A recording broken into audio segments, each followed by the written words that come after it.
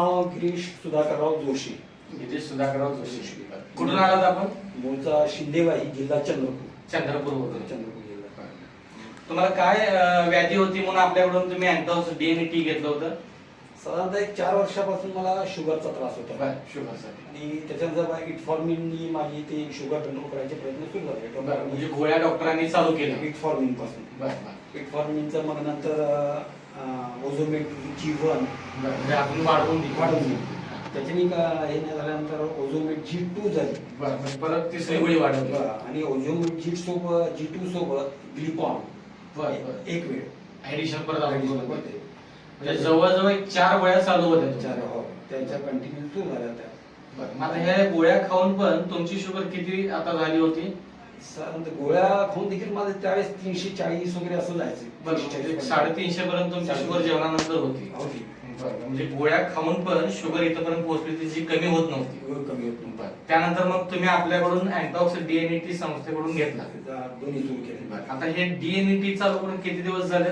आता साधारणतः 2.5 महिने झाले. 2.5 महिने झाले. आता 2.5 महिन्यापासून आपल्या समर सोशल फाउंडेशनचं अँटॉक्स डीएनए अँटॉक्स टी घेता. तर डीएनटी घेतल्यानंतर तुम्हाला आता काय वाटते? काय काय रिपोर्ट मध्ये चेंजेस वगैरे झाले? खूपच छान आहे. म्हणजे मी टोटली स्वतः समाधानी आहे. डॉक्टर साहेबांशी बोललो, डॉक्टर साहेबांनी दाखवते.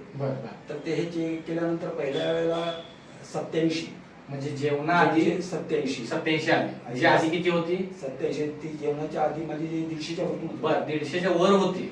ती आता आपल्या घेतल्यापासून आली ती 87, 92 अशी दोनदा आली. बरं. आणि हे घेतल्यापासून तो एक तर फायदा आहे. आणि जेवणानंतरची शुगर किती होती आधी? 300 350 पर्यंत. 350 पर्यंत. आता हे घेतल्यानंतर ती साधारणतः 130 ते 150. अभिनंदन. म्हणजे जी 350 पर्यंत जाऊन पोहोचली होती.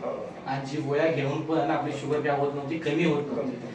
पण आता आपण ह्या अँटॉक्स डीएनटीचा वापर करून जवळ 2.5 महिने झाले. आणि 2.5 महिन्यानंतर तुम्ही जो रिपोर्ट काढलेला आहात त्या रिपोर्ट मध्ये आपल्याला आता शुगर दिसते जेवणानंतर 130. जेवणानंतर 130 ते 130. म्हणजे जवळपास आपण नॉर्मल रेंज वरती आलेलं दिसतोय.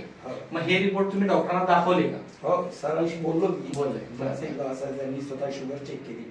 मग आता तुम्हाला ज्या 4 गोळ्या चालू होत्या त्यापैकी मग त्यांनी काय ते सजेशन केलं का? त्याच्यामध्ये पहिल्यांदा ना ओझोमेट G2 घेत होतो सकाळ संध्याकाळ 2 आणि त्याच्यासोबत एक ग्लिपॉन पण घेत होते.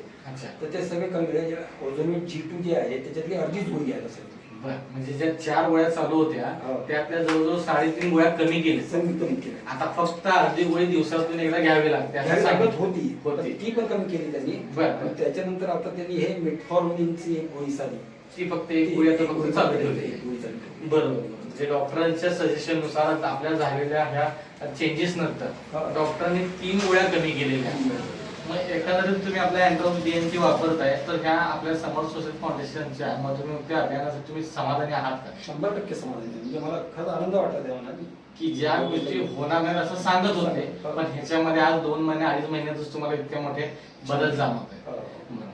तर ही व्हिडिओ आपण अनेक ग्रुपवरती अनेक लोकांपर्यंत पोहोचवली तर तुमची काही अडचण नाही. तर कारण आपल्यासारखे असे अनेक लोक याच्यामध्ये ग्रस्त आहेत. तर आपला जर याचा व्हिडिओ जर अनेक लोकांपर्यंत पोहोचला तर त्यांनाही त्याचा. तर तुमच्या लोकांना काय सांगा? मी स्वतः बऱ्याच लोकांना याचं सजेशन देत आहे. हे घ्या. मी माझ्या भावांना पण दिलंय काही. आणि आंध्रातले वगैरे काही माझे मित्र आहेत. अनेक लोकांना सजेस्ट करून त्यांना दिलेलं पण आहे. हो, स्वतःहून सांगितलं त्यांच्या आधी आणि खरंच समाधान आहे 100%. तर आपल्या समर्थ सोशल फाउंडेशन कडून तुम्हाला असेच निरोगी आणि फिट आयुष्य जागो हीच ईश्वराची प्रार्थना. नमस्कार.